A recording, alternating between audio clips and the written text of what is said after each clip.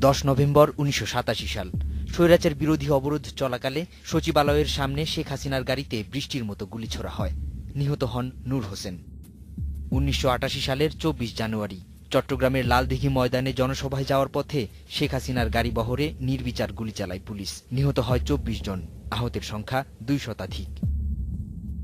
1989 সালে ধানমন্ডির 32 নম্বর সড়কের বাড়ি লক্ষ্য করে গুলি ও গ্রেনেড ছোড়ে খুনি ফারুক রশিদের ফ্রিডম পার্টির অস্ত্রধারীরা।